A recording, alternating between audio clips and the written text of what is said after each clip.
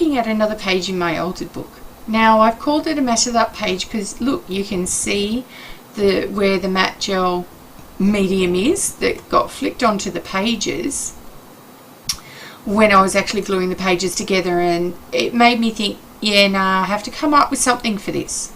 So I'm using some Lumiere paint in blue, green, gold, and I'm wanting to use some real blends. I also have some silks. I just received a batch of silks on this day, and I was doing a beautiful set of silks, which is, this is one of them now, and I wanted to blend it all in together and just gradually start to make a really lovely graduated background.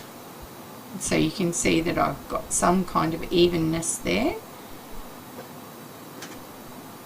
And I didn't know what I was going to do at first. I really kind of thought to myself, oh, what will I do? Will it be the sea? What will it be? Is it just blues? Is it turquoises? So I'm using a lovely blue here.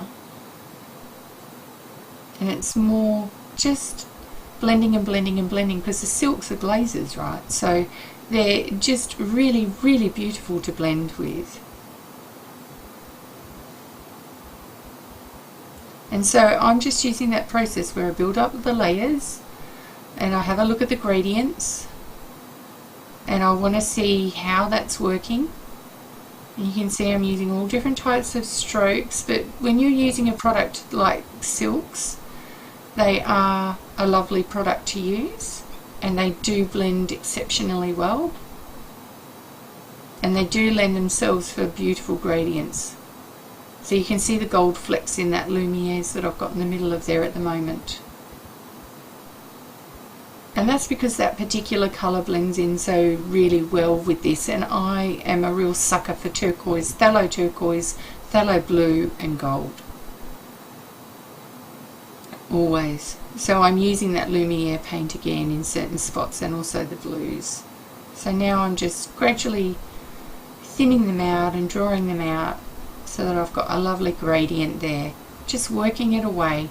Now I've got this sped up to about 5, almost 6 times faster, so you know, so far we're into about 15 minutes it's taken me to do this so far. So it takes a while.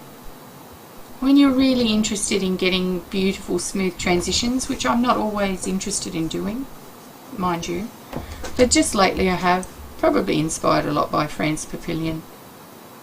But I mean, it's not like I haven't done backgrounds like this before. I have many times. I'm just having a bit of a renaissance. So now I'm using a baby wipe and an alphabet stencil to just wipe some of that paint back down to the print. So it's just really faint. And I just wanted some softness in that background that was different and random. So I'm just adding in just a little bit of a really tiny bit of an Australian sienna. No, I'm not actually. I'm using a honey silk. So I'm just decided that I was going to use just that little bit of yellow again. Then I'm going back in with the blue. So it's gone to dry, and now I'm just blending again. So it's just a gradual thing. And now I've drawn in a mermaid, and I did that with a white General's pencil that's lying beside me there. And of course I don't want her skin blue, so I'm just popping in like an underlayer. And you can hear my puss in the background. She's saying to me, Peter, you really need to pay attention to me right now. Like right now. So yes, now I'm just colour blocking in her skin, and you'll notice there that I've actually, all I've done is used a Finnabair stencil, checker stencil, and I've used some gold embossing paste on it. So those checkers, that's just gold embossing paste, Dreamweaver gold embossing paste, and Finnabair stencil. And like I said, I'm a sucker for gold. So now I'm starting to shade the face, and this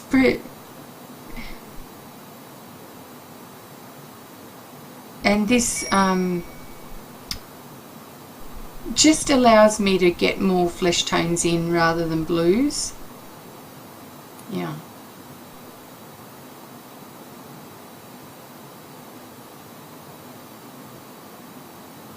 And so now I'm using that Australian sienna. It's you can see that it's actually a high flow, or not a high flow, but it's a transparent colour. And I'm just getting all those shadings in now, dark, and then going over it with some more of my flesh tone and blending it as we go. But you need to make sure that when you're doing that, that you don't then rub areas out. And I had started to do so. I hadn't let my paints dry nearly as much as what they should have.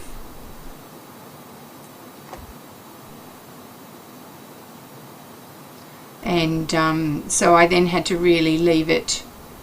See those slightly darker tints in the cheeks and the forehead? So then I just added some more in and just did those foundational layers again. And it is just a gradual build up. And this time I actually left it to dry. So I came back and I decided to focus some pencil work over the tail. And so I'm just putting an underlayer of pencils in. And I wanted purples and phthalo greens and turquoises just in that.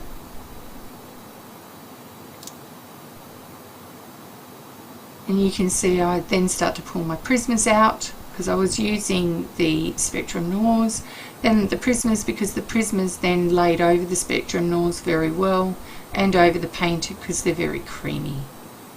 What I do now is I just lay down that layer of pencils and then I let this dry, and I then go in off camera before I do this and I get my Neo colours, and I've got them in the face and I have not water activated them. So I've used the Neo colours on her face, just the flesh and a pink and a little bit of a yellow ochre. And I have just allowed those flesh colours to get rubbed in because I don't need to water activate them if I don't want to. Now I'm using Neo colours to finish off the body in the same sorts of colours that I did in the pencils. And I'm using a real grapey purple and a blue purple in the hair, just to give some light and shade.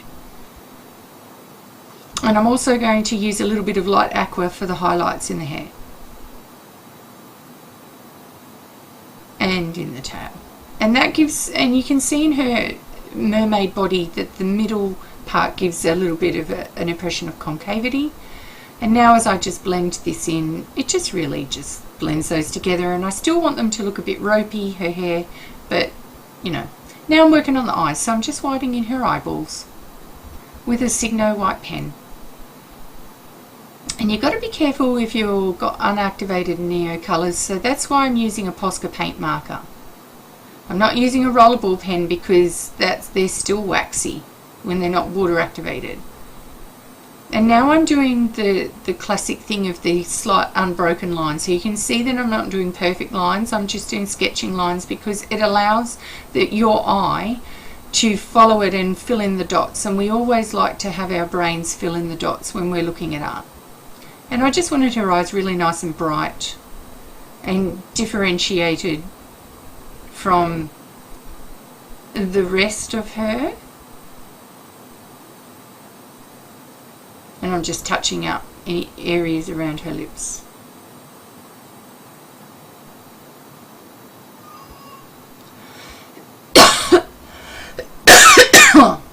Oh my gosh, sorry I coughed there. The last thing I want to do is, I found a poem and it said, I am a creature of the Fae. Prepare to give me your soul away. And I loved it, and it had like 5 verses, but that was essentially what it kept saying that all the way through it, and I loved it. Looks a very dreamy. Ciao for now.